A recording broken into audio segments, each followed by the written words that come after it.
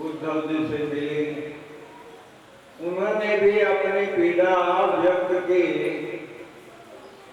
उद्धव जी गोपियों को ज्ञान देने के लिए आया। देखो गोपियां है वो भक्ति की प्रतिमूर्ति है, उद्धव जी ज्ञानी है।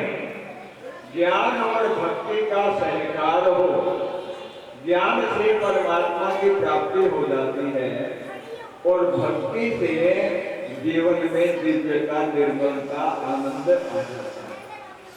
तो दोनों का सहकार होना चाहिए। ये लीला है। तो गोपियों को उद्धव जी ने ज्ञान प्रदान किया।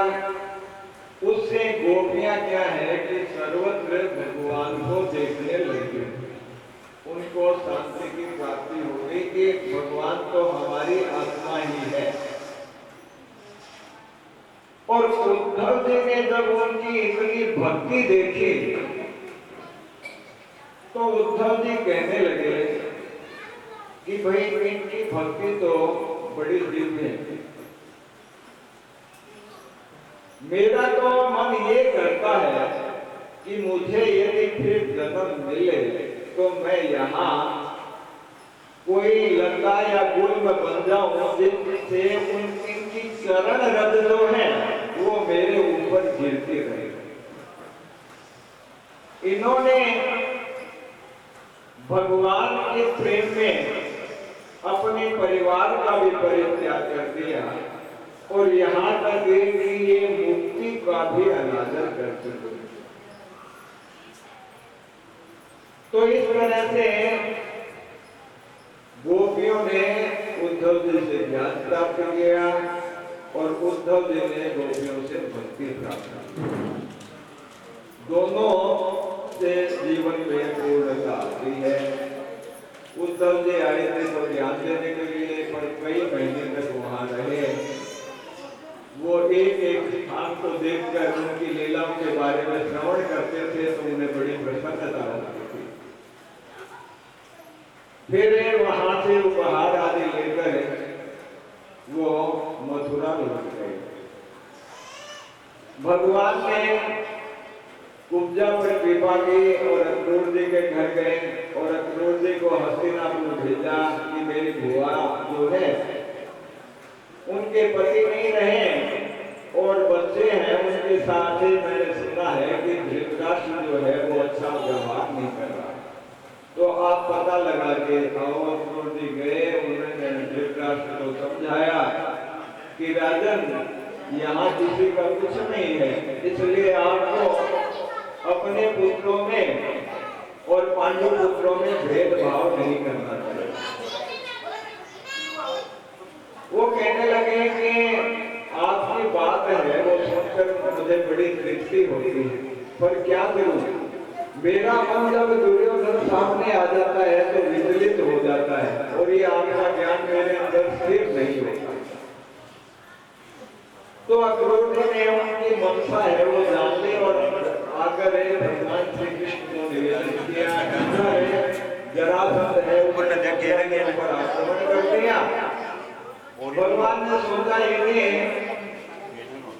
वो आ रहा है चढ़ाई करने के लिए, तो मैं यहाँ मथुरा में रहूंगा तो यहाँ के लोगों को बड़े पीड़ा होगी, कष्ट होगा, इसलिए वो नगर से बाहर चले गए और अपने आयुधों का स्मरण किया। तो दिव्य रथ आयुध है वो आ गए और बलराम जी के भी हल मूसल है वो आ गए और इस प्रकार से जरासंध के साथ युद्ध में उसे बड़ा परास्त कर दिया और जरासंध पकड़ा गया। 17 अक्षौहिणी सेना को लेकर आया था। अब भगवान ने सोचा कि राक्षस बहुत हो रहे हैं, यदि इसे मार दूंगा तो अच्छा नहीं होगा, क्योंकि ये बार बार सेना को लेकर आएगा तो शत्रुओं का, दुष्टों का संहार हो जाएगा, इसलिए उसको छोड़ दिया गया।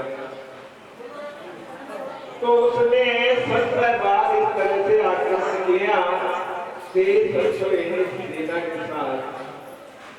भगवान ने पृथ्वी का भार हल्का किया। अब 18 बार है। भगवान ने सोचा कि काल यवन भी इनके साथ आ रहा है, तो विश्वकर्मा को बुलाकर उन्होंने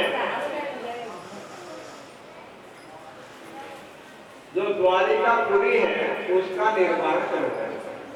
ये द्वारिकापुरी 12 योजन में बनी हुई थी।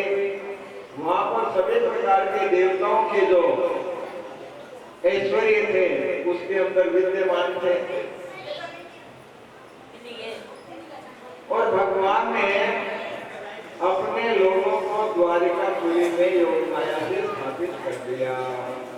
बोले श्री कृष्णचंद्र भगवान।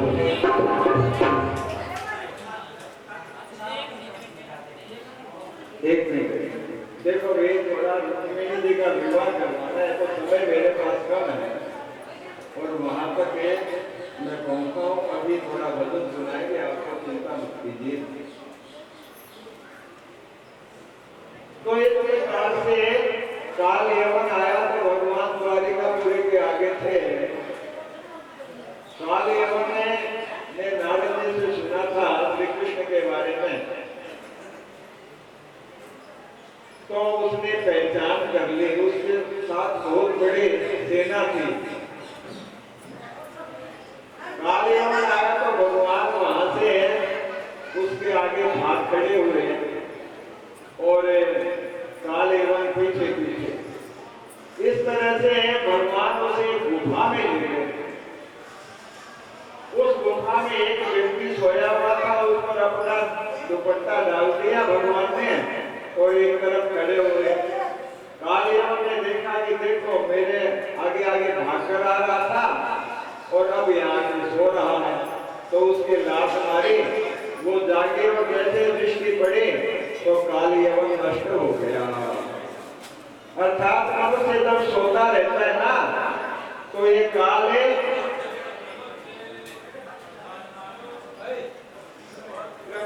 है, पर जागता है तो काल भी नष्ट हो जाता है। इसलिए संसार में जागो, सोए मत रहो।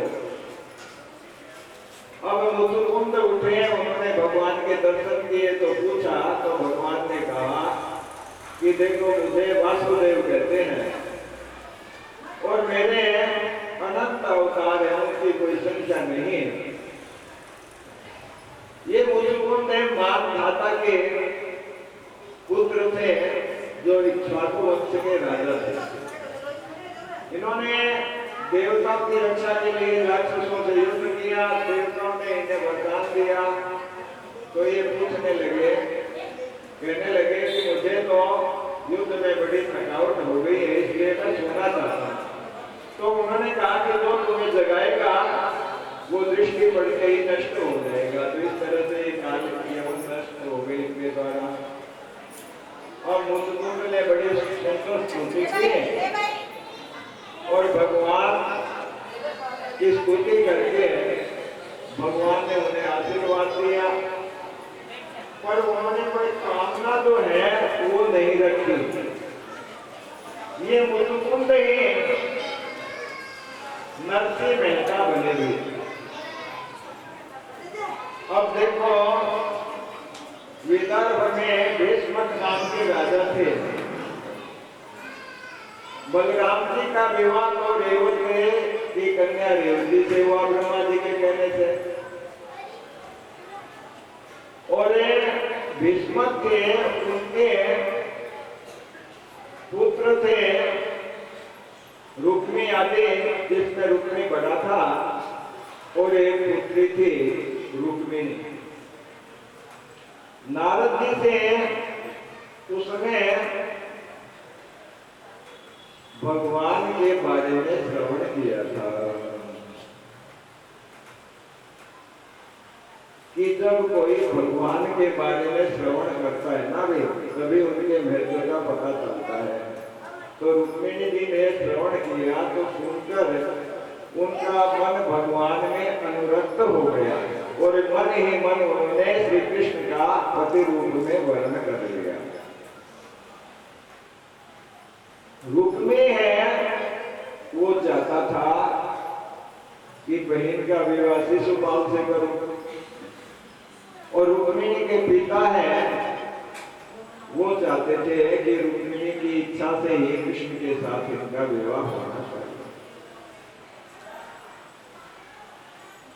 अब इधर रुक्मिणी दुराग्रही था, उसने सेना को बुला लिया, शिशुपाल को बुला लिया और सेना लेकर आ गए।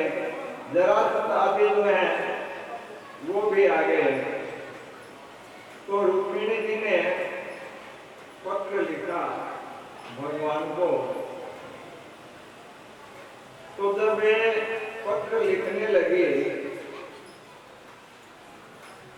तो वो सोचने लगे कि संबोधन क्या दे।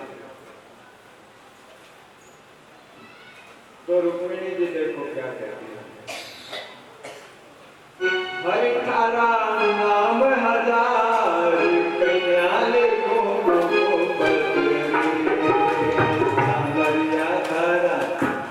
नाम हजार कन्या लिखो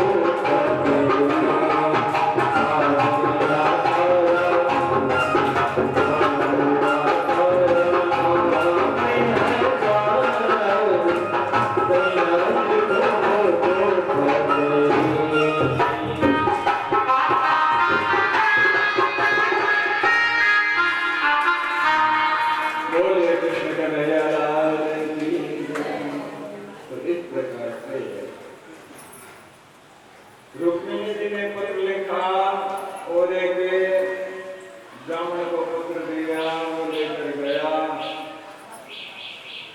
और भगवान ने उसका बड़ा आदर सत्कार किया, विश्राम कर लिया। कि उसके बाद भगवान उससे मिले, उसने सारी बात बताई। रुक्मिणी जी ने पत्र में लिखा था कि हे नाथ, आपके गुणानुवाद को सुनकर मेरा हृदय आपको दे चुके हो, इसलिए ऐसा नहीं हो कि सिंह का भाग है, कोई सियार है तो ले जाए। क्योंकि शिशुपाल आदि यहाँ आए हुए हैं और मैं आपको उपाय भी बता रही हूँ कि हमारे यहाँ विवाह से पूर्व पार्वती जी की पूजा करने के लिए जाते हैं मंदिर में, तो आप वहीं से मेरा पानी ग्रहण कर लीजिए। और फिर कहा कि नाथ, यदि आप ऐसा नहीं करेंगे तो मैं ये मेरा जीवन है इसको त्याग दूंगी। जैसे भगवती पार्वती जी हैं, उनको ऋषियों ने आगे कहा, वो तपस्या कर रही थी शिव जी के लिए, तो ऋषि कहने लगे कि शिव जी से विवाह करके क्या करोगे, आपको बड़े ही चाहिए तो नारायण से विवाह करो।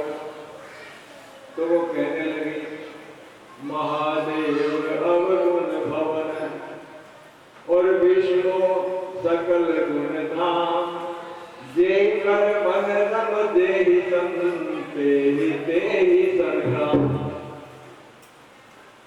कि महादेव चाहे संपूर्ण अवगुणों के भंडारी क्यों न हो और विष्णु सकल गुणों की खानी क्यों न हो, लेकिन मेरा मन जो है वो मैं तो भगवान शिव को दे।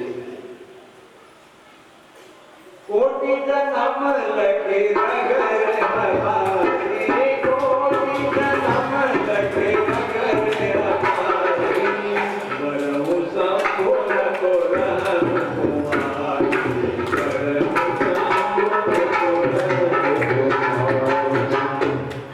चाहे करोड़ों जन्म ही क्यों न बीत जाए, पर वरण करके तो शिव का ही वरण करेंगे। इसी तरह से रुक्मिणी जी कहती है कि नाथ नहीं आए तो मैं प्राण त्याग दूंगी, लेकिन वरण मैं आपका ही करूंगी। तो भगवान ने उस सुदेव नाम के ब्राह्मण को रथ के आगे बिठाया हाथ में और रात्रि में ही वहां से चल पड़े। प्रातःकाल होते होते वहां कुंडिलपुर पहुंच गए।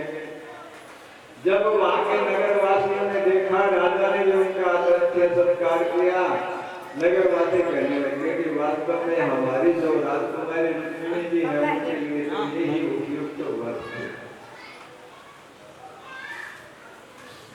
अब जरासंध है, शिशुपाल है, वो आए हुए हैं शिशुपाल विवाह के लिए, तो बड़े सचेष्ट हैं कि कृष्ण आ गए हैं, कोई गड़बड़ नहीं हो जाए। तो जब इधर रुक्मिणी जी है वो बड़ी उदास हो गई थी कि ब्राह्मण है वो समाचार देकर आया कि नहीं। तो इतने में उस ब्राह्मण के दर्शन हुए, उसने सारा समाचार बताया कि कृष्ण वो आ गए हैं। तो उन्होंने ब्राह्मण देवता को नमन किया दिया ने कि जो भी भगवान को दिला दे उसे फिर क्या दे, उसका बदला किससे चुक सकता है। तो इस प्रकार जब पार्वती जी की पूजा करने के लिए गई, जय जय जय गिरिराज किशोरी, जय महेश मुख तंत्र चकोरी।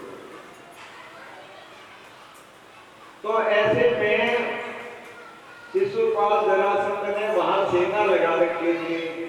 भगवान अपने रथ पर विराजमान हुए